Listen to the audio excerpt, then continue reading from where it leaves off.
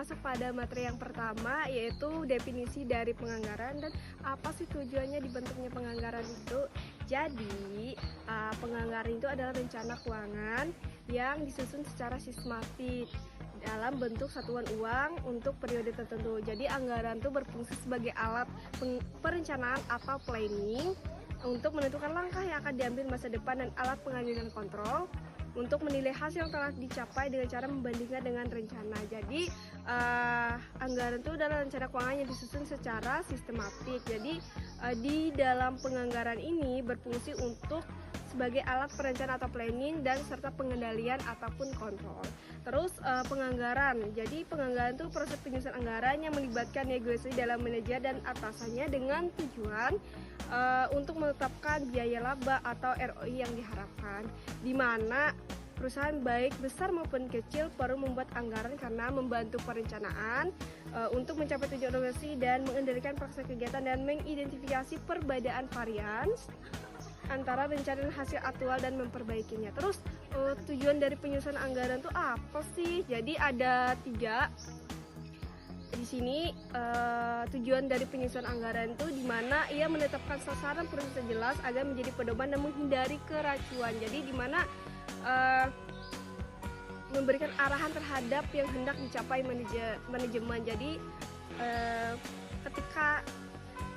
ketika sasaran perusahaan dengan jelas ditetapkan, itu akan memudahkan perusahaan untuk meminimalisirkan di mana inya akan sedikit kegagalan yang akan terjadi di perusahaan tersebut.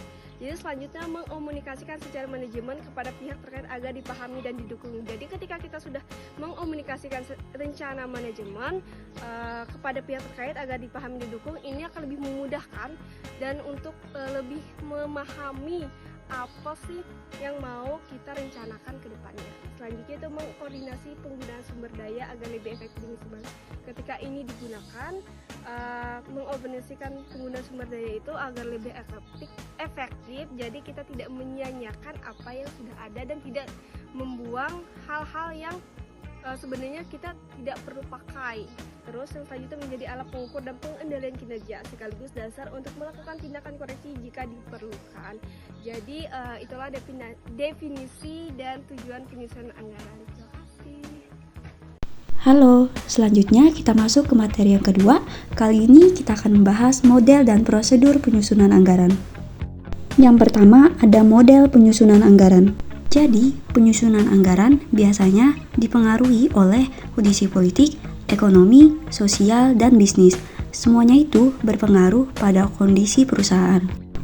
Yang dimana tujuan akhirnya adalah laba, dan karena itu manajer harus bisa memperhatikan penjualan, biaya, modal, dan kapasitas produksi. Secara sederhana, kerangka berpikirnya seperti ini. Kondisi politik mempengaruhi ekonomi, lalu berdampak pada sosial dan bisnis. Akhirnya menentukan kondisi perusahaan. Nah, dari situ dihitunglah pendapatan, biaya, lalu bisa memperoleh laba. Selanjutnya ada prosedur penyusunan anggaran. Jadi, tanggung jawab utama penyusunan anggaran biasanya dipegang oleh pimpinan perusahaan. Tapi pekerjaan itu juga bisa didelegasikan ke 2 bagian. Ada bagian administrasi dan bagian keuangan. Biasanya di bagian administrasi bertugas menyiapkan data, laporan, dan catatan penting.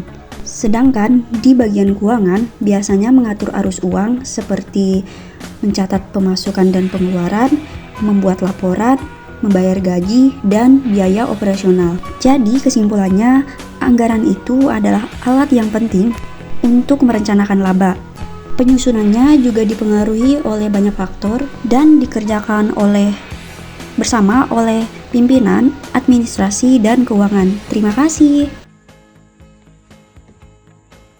Baik, kita akan memasuki materi yang ketiga, yaitu perencanaan laba dan anggaran. Perencanaan laba adalah rencana supaya perusahaan bisa untung sesuai target, dan anggaran berperan sebagai peta keuangan yang menunjukkan arah perusahaan. Tantangannya banyak karena ada faktor luar yang sulit dikontrol, seperti teknologi, pesaing, ekonomi, dan selera konsumen. Untuk menentukan laba, ada 3 pendekatan fundamental. Yang pertama, a priori, yaitu tentukan laba dulu baru rencananya. Yang kedua, post teori, yaitu laba muncul dari hasil rencana. Yang ketiga, pragamik, yaitu mengikuti standar laba yang sudah terbukti. Perusahaan juga tidak hanya fokus pada untung, tapi juga harus peduli pada lingkungan, masyarakat, kesehatan, dan pendidikan. Disinilah anggaran menjadi sangat penting karena membantu mengatur biaya, arus kas, strategi penjualan, sekaligus panduan alat komunikasi, standar kinerja, pengendalian, dan motivasi. Pandangan perilaku dalam penyusunan anggaran. Anggaran disusun lewat 3 tahap, yaitu tujuan, implementasi, dan evaluasi. Di tahap tujuan, perusahaan nentuin target. Kalau karyawan ikut dilibatkan, maka komitmen mereka akan makin kuat. Di tahap implementasi, anggaran dipakai buat komunikasi dan motivasi, jadi butuh kerjasama dan koordinasi. Yang terakhir, evaluasi.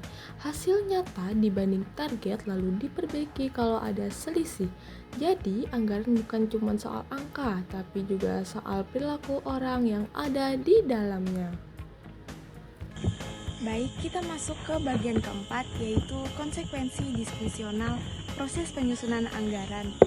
Nah, konsekuensi disfungsional sederhananya yaitu dampak negatif atau buruk yang muncul karena suatu tindakan, aturan, dan sistem yang tidak berjalan baik sesuai tujuan awalnya. Nah, teman-teman, dalam proses penyusunan anggaran seperti penetapan tujuan, pengendalian, dan mekanisme bisa terjadi disfungsional seperti rasa tidak saling percaya, konflik internal, dan dampak lain yang tidak diinginkan. Lalu, kenapa perilaku orang penting dalam membuat anggaran? Karena anggaran bukan hanya berbicara soal angka, tetapi bagaimana orang yang terlibat dan menjalankannya. Jadi disinilah faktor motivasi, kejujuran, dan kerjasama punya peran yang sangat besar. Dengan motivasi yang tinggi, orang-orang akan berusaha mencapai target dengan bersungguh-sungguh. Lalu kejujuran membuat anggaran lebih realistis tanpa ada manipulasi. Kerjasama antar bagian membantu rencana berjalan lancar tanpa saling menyalahkan. Jadi gini, misalnya kita mau bikin rencana, apalagi itu soal anggaran kan, kita harus mengetahui beberapa faktor, ada dari faktor eksternal dan juga internal. Kalau dari faktor eksternal, kita harus mengetahui kondisi ekonomi negara. Kalau dari faktor internal, misalnya kemampuan sumber daya manusia, ketersediaan modal, teknologi yang digunakan, hingga budaya kerja yang ada di perusahaan. Jadi anggaran itu bukan soal angka, apalagi di kertas, tapi soal orang-orang yang ada di dalamnya. Misalnya, manajer keuangan kasih data penjualan yang betul, bisa aja hasilnya jadi valid. Terus kalau tim produksi, marketing, dan keuangan kerjanya kompak, bisa aja hasilnya jadi balance. Baik, kita masuk pada materi terakhir, yaitu ada tahap implementasi. Tahap implementasi menjadi 2 bagian. Yang pertama, pengkomunikasian anggaran. Saat anggaran disusun, langkah penting adalah mengkomunikasikannya ke seluruh karyawan agar tujuan perusahaan dipahami bersama. Komunikasi harus jelas dan realistis supaya tidak menurunkan semangat kerja. Yang kedua, ada tahap pengendalian dan evaluasi kerjasama dan koordinasi. Pelaksanaan anggaran butuh kerjasama dan koordinasi antara departemen, karena setiap orang punya peran masing-masing dalam mencapai target. Baik, kita masuk pada laporan kinerja. Selanjutnya, perusahaan melakukan pengendalian dan evaluasi lewat laporan kinerja. Dari laporan inilah, manajemen bisa melihat perkembangan, memberi umpan balik, dan memperbaiki strategi bila ada kekurangan. Jadi kesimpulannya adalah, anggaran bukan sekedar angka, tetapi alat komunikasi, koordinasi, motivasi, dan pengendalian agar tujuan organisasi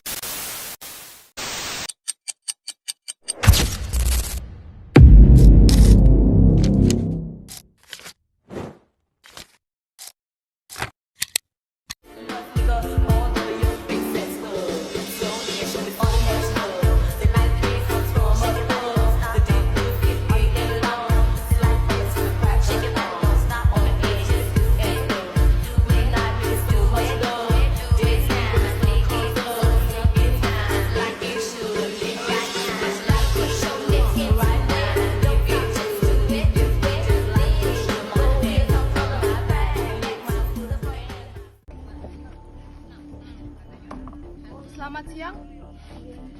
Siang, Bu. Silakan duduk. Assalamualaikum warahmatullahi wabarakatuh. Waalaikumsalam warahmatullahi wabarakatuh. Pada kesempatan siang ini kita akan memulai rapat agenda kita mengenai anggaran dan laba perusahaan. Di tahun depan, perusahaan harus naik 20%. Semua siap? Bu, saya setuju dengan pendapat Ibu. Kita harus tumbuh dan kita juga harus realistis. Tahun ini aja kita hanya mencapai 12%. Iya, saya akui, saya sempat berpikir untuk menurunkan target agar terlihat lebih bagus di laporan. Tapi kalau kita tidak menargetkan tinggi, perusahaan tidak akan berkembang. Saya yakin strategi penjualan pasti bisa membuatnya lebih bagus tahun ini. Saya khawatir kalau target terlalu tinggi, karyawan itu jadi merasa tertekan. Kita harus berpikir besar. Ingat, investor menunggu laporan perusahaan laba yang lebih tinggi. Maaf, boleh saya berbicara? Kalau target terlalu tinggi, takutnya di lapangan akan menjadi kacau. Dan jika itu terjadi, takutnya itu bisa mengacaukan perencanaan laba. Pendapatmu ada benarnya juga. Aspek perilaku itu penting dalam penyusunan anggaran. Saya pun harus realistis, nggak mungkin kan hanya bermodalkan optimis. Jadi anggaran bukan sekedar angka, tapi juga perilaku manusia yang menjalankannya. Baiklah, saya paham sekarang. Kita harus menyeimbangkan antara ambisi dan realitas tim kita. Setuju. Sekian yang bisa kami tampilkan dan kami sampaikan. Kami mengucapkan terima kasih dan untuk kurang dan lebihnya kami mohon maaf. Terima kasih. See you next time.